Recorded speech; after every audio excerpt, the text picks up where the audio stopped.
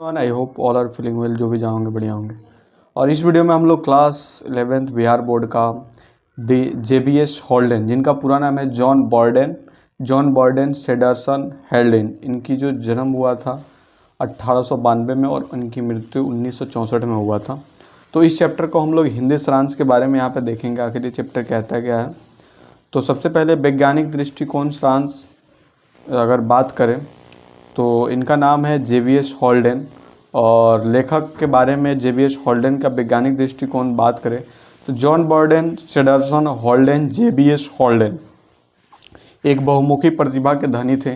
उन्होंने ऑक्सफोर्ड में ग्रीक और लैटिन का अध्ययन किया और फिर प्राणी शास्त्र में शोध करने के लिए लंदन चले गए। उनकी विभिन्न विषयों में रुचि थी और उन्होंने अलग अलग समय पर कैम्ब्रिज में बायोकेमिस्ट्री में रीडर, लंदन विश्वविद्यालय में जेनेटिक्स के प्रोफेसर, रॉयल इंस्टीट्यूट में फिजियोलॉजी के प्रोफेसर और कलकत्ता में भारतीय सांख्यिकी संस्थान में सांख्यिकी के प्रोफेसर जैसे पदों पर कार्यरत किया। एक आत्मकथा रेखाचित्र में उन्होंने एक बार कहा था कि वो 11 भाषाएं जानते हैं। हॉल्डन एक मार्क्सवादी थे और मार्क्सवादी दैनिक कार्यकर्ता और वैज्ञानिक विषयों पर लेख लिखते थे जो ऐसी शैली में लिखे जाते थे जिसे औसत शिक्षा वाला व्यक्ति भी समझ सके। उनके कार्यों में डेडलस या science and the future possible word शामिल है। अंग्रेजी में वैज्ञानिक दृष्टिकोण सारांश सामान्य स्त्री पुरुष पर विज्ञान का प्रभाव वर्तमान में 2 गुना है। वैज्ञानिक खोजों एवं आविष्कारों से हम लाभान्वित होते हैं। विज्ञान हमें रेल, मोटर, कार, हवाई जहाज और बिजली जैसे अनेक सुविधाजनक वस्तुएं देती है। इनमें से हमारे जीवन को आरामदायक बना दिया है। दूसरे विज्ञान आम आदमी की राय को भी प्रभावित करता है। ब्रह्मांड, जीवन की शुरुआत और पृथ्वी पर मनुष्य के बारे में हमारे विचार किसी भी अन्य चीज़ की तुलना में वैज्ञानिक व्याख्या पर अधिक आधारित है। अब धर्म से ज़्यादा विज्ञान पर विश्वास किया जाता है। इस प्रकार विज्ञान ने हमारे विचारों और मतों को एक नया आकार दिया। लेखक के अनुसार विज्ञान हमें और भी अधिक सेवा और लाभ पहुंचा सकता है। वर्तमान में वैज्ञानिक पद्धति का उपयोग केवल अनुसंधान और प्रयोगशाला में ही वैज्ञानिकों द्वारा किया जाता है, लेकिन वैज्ञानिक पद्धति का उपयोग हमारे दैनिक जीवन में भी किया जा सकता है। यह हमारी व्यक्तिगत समस्याओं के साथ सामाजिक समस्याओं का भी समाधान कर सकता है। यह जीवन के प्रति सही दृष्टिकोण प्रदान कर सकता है। वैज्ञानिक दृष्टिकोण की मुख्य विशेषता सत्यता, निष्पक्षता, तार्किकता और वैज्ञानिक दृष्टिकोण का अर्थ है सत्य की खोज। एक वैज्ञानिक एक न्यायाधीश की तरह निष्पक्ष होता है। एक मनुष्य दूसरे के बीच नहीं बल्कि मनुष्य और कीड़े के बीच अंतर करता है। वो अपनी व्यक्तिगत पसंद नापसंद को पढ़ाई में नहीं लाता। दूसरे वैज्ञानिक दृष्टिकोण कारणों पर आधारित है या भावनात्मक नहीं है, यह तर्क संगत है, यह तथ्यों और आंकड़ाओं की परवाह करता है, यह तर्कों और विचारों पर विचार करता है और व्यक्तिगत भावनाओं को अध्ययन या निष्कर्ष में हस्तक्षेप करने की अनुमति देता है। इसके अलावा वैज्ञानिक दृष्टिकोण भी नैतिक रूप से तटस्थ है। एक वैज्ञानिक किसी भी चीज़ को नैतिक रूप से नहीं पढ़ता। वह एक जज की तरह नहीं है जो यह तय करे कि क्या सही है और क्या गलत है। लेकिन एक वैज्ञानिक के लिए महत्वपूर्ण बात यह है कि क्या सच है और क्या सच नहीं है। इसे तथ्य और तर्क देने होंगे, नैतिक निर्णय नहीं। वर्तमान में वैज्ञानिक दृष्टिकोण एक औसत आदमी के दृष्टिकोण से बहुत अलग है, क्योंकि एक औसत आदमी हमेशा किसी भी समस्या के अध्ययन या चर्चा में अपनी व्यक्तिगत भावनाओं, उन तथ्यों और आंकड़ों की परवाह नहीं करता है। लोकप्रिय प्रकार की सोच के साथ वैज्ञानिक दृष्टिकोण की तुलना और अंतर करने के लिए लेखक हमें कुछ उदाहरण देते हैं। वो अमेरिकी निग्रो और उनके बीच बीमारी की समस्या का सवाल उठाते हैं। कई गोरे अमेरिकियों का तर्क है कि गोरे लोगों की तुलना में निग्रो इंसानों कमतर हैं। इन रोगों का वाहक कहा जाता है, इसलिए इन्हें श्वेत आबादी के अलग रखा जाना है। यह आम अमेरिकियों का मानना है कि वैज्ञानिक सोच इससे अलग है। इसमें व्यक्तिगत पसंद नापसंद, रुचि और नैतिकता को ध्यान में नहीं रखा जाता है। एक जीवन विज्ञानी बस यही कहेगा कि वह एग्रो और एक श्वेत व्यक्ति के बीच शारीरिक बनावट में कुछ अंतर होते हैं। वे बाद वाले की श्रेष्ठता सिद्ध नहीं करते। इसके अलावा वह यह बताएंगे कि निग्रो लोगों के बीच बीमारी की समस्या जलवायु परिस्थितियों और रहने की आदतों से काफ़ी हद तक संबंधित। मैदान में या दक्षिण क्षेत्र में रहना निग्रो लोगों को शोभा देता है। वे केवल उत्तर में या कारखानों में ही रोगग्रस्त होते हैं, वहाँ वे जल्दी मर जाते हैं। निष्कर्ष तथ्यों और तर्कों पर आधारित है, न कि व्यक्तिगत पसंद और रुचि पर। लेखक फिर से 2 दृष्टिकोण की तुलना करता है, लोकप्रिय और वैज्ञानिक। रोगों के संबंध में प्रचलित मत यह है कि यह ईश्वर द्वारा दिया गया दंड या पाप करने का परिणाम है। लोक वैज्ञानिक दृष्टिकोण कहता है कि रोग शारीरिक या प्राकृतिक नियमों की अवज्ञा के कारण होते हैं। अंत में लेखक कहते हैं कि वैज्ञानिक आविष्कारों का हमारे लिए कोई मतलब नहीं है जब तक हम वैज्ञानिक दृष्टिकोण या सोच नहीं अपनाते। वैज्ञानिक दृष्टिकोण सारांश हिंदी में बात करें तो विज्ञान को प्रभावित करता है, जबकि जैविक तरीके अनुवाद विज्ञान सामान्य नर नारियों को पाल दे गुणों से प्रभावित करता है। वह इसके उपयोग के लाभ के नाम है घोड़ा गाड़ी की यात्रा, मोटर कार, बस की यात्रा करते हैं, किसी जादूगर से लाभ की यात्रा, किसी डॉक्टर या संस्था से उपचार की जाती है, और खंजर या फोर से मारे जाते हैं, बजाय ऑटो उपकरण गियर बक्स या गोलियों से मारे जाते हैं। उनके शोरूम भी प्रभावित करता है। लगभग सभी का मानना है कि पृथ्वी गोल है और आकाश ठोस होने का लगभग खाली है, और हमें अपने आप को लगे कि ये वंशज के लगे हुए और जीव विज्ञान के द्वारा मानव स्वभाव में सुधार रहे कि दुर्लभ में भी विश्वास कर रहे हैं। लेकिन विज्ञान या मानव जाति कर सकता है। अन्य प्रकार के सिद्धांतों के स्थान पर विज्ञान मानव मन के लिए संशय उत्पन्न करने के स्थान पर अन्य स्थानों पर भी बड़ा कार्य किया जा सकता है। धीरे धीरे की जाने वाली मानव जाति मोह शामिल हो सकती है, जो कि रिसर्च के समुद्र तट पर स्थापित होती है। इस कारण से कुछ हजार पुरुषों और कुछ घटिया महिलाओं ने उस विज्ञान की रचना में सहायता की जो आधुनिक सभ्यता पर आधारित है, क्योंकि यदि हम अपने और एक दूसरे के कर्मों को एक ही प्रकार से नियंत्रित करना चाहते हैं जिस प्रकार से हम प्रकृति को नियंत्रित करने का प्रयास करते हैं, तो वैज्ञानिक दृष्टिकोण से भी छुटकारा पाना चाहिए और दैनिक जीवन पर लागू होना चाहिए। यह रूढ़िवादी विचारधारा है कि जिस दृष्टिकोण ने उद्योग, कृषि, युद्ध और औषध में सबसे पहले ही क्रांति पैदा कर दी, जब उस पर परिवार, राष्ट्र या मानव जाति लागू होगी तो वह निरर्थक सिद्ध होगा।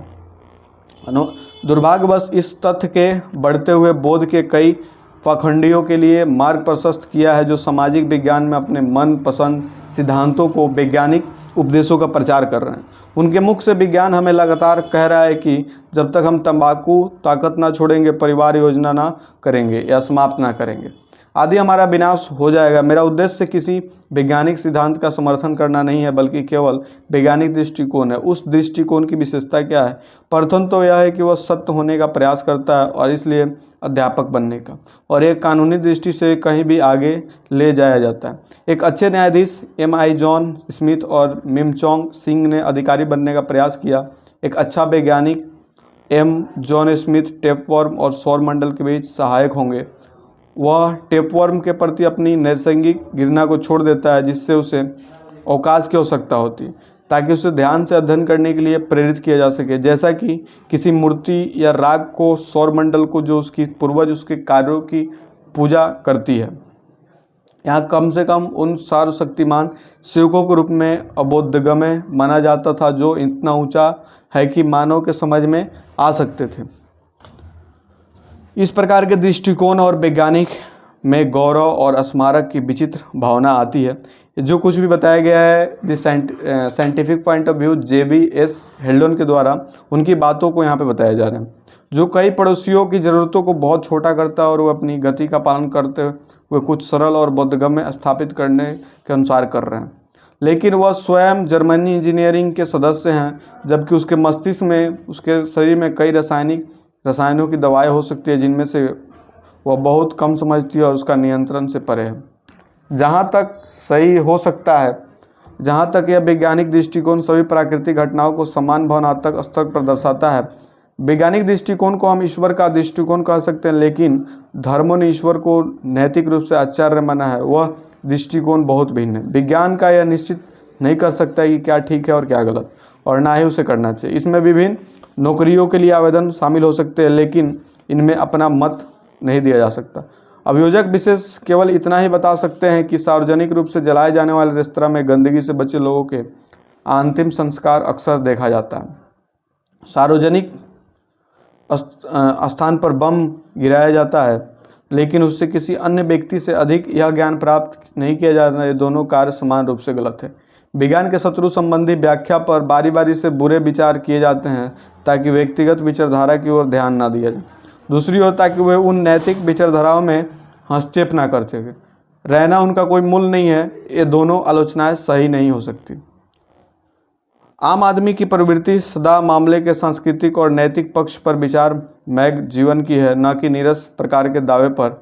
अन्य वैज्ञानिक की रुचि रहती है कि मैं दो उदाहरण हूँ, अमेरिकी निगरों की समस्या और बीमारी। बड़ी संख्या में अमेरिकी लोगों का मानना है कि नीले एग्रो लोग गोरे लोगों के निश्चित रूप से ऊंचे और जहां तक हो सके उन्हें अलग रखा जाए। अन्य लोगों का मानना है कि उन्हें समान अधिकार मिलना चाहिए। जीव वैज्ञानिक इन दोनों बातों के बीच कोई निर्णय नहीं दे सकते। वह यह कह सकता है कि निगरों की खोपड़ी गोरे आदमी की खोपड़ी की जैसी है, लेकिन उसका बाल रहित त्वचा कम समान है आदि। लेकिन इन निगरों के बारे में इन दो विपरीत राजनीतिक विचारधाराओं के नतीजाओं के बारे में कुछ जान सकते हैं। दक्षिण प्रदेश के देहाती क्षेत्र में निगरों को जन्म दर मृत्यु दर से अधिक है। दक्षिण नगरों में समग्र उत्तर में निगरों पैदा होते हैं, उनकी मृत्यु होती है। उनकी गंभीर मृत्यु का कारण यह है कि जो पर्यावरण गोरे लोगों के लिए उपयुक्त है वे क्षय रोग और अन्य व्यापारी से मर जाते हैं।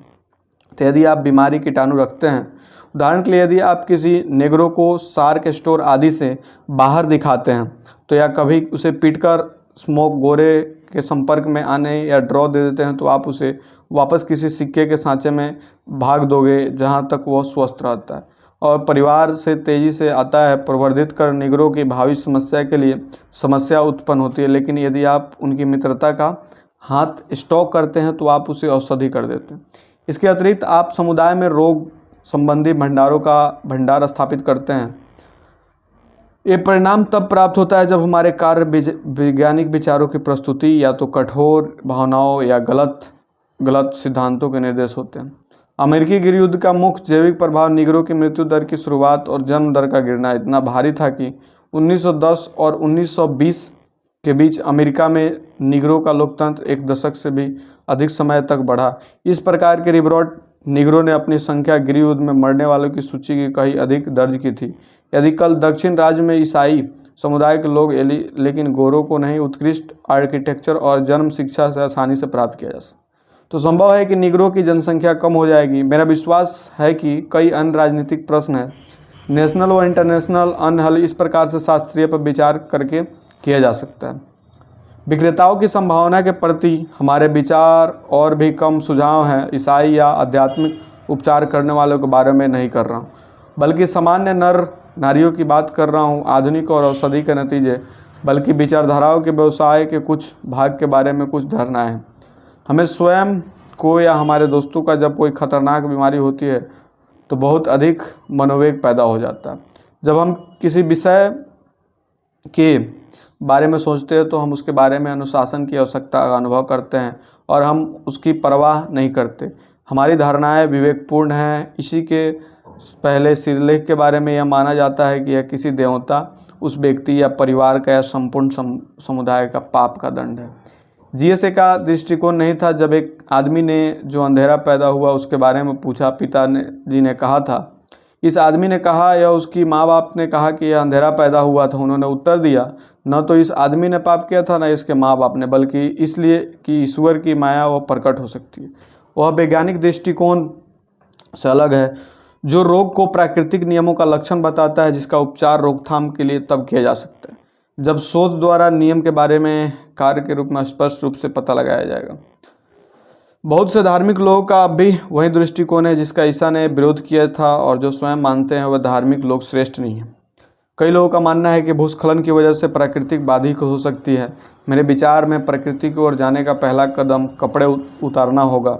किस कारण से निमोनिया के मरने वाले संख्या की गारंटी 100 गुना हो जाएगी। प्राकृतिक रूप से जिस वाक्य निरर्थक है, स्वास्थ्य और बीमारी प्रकृति के समान भाग हैं।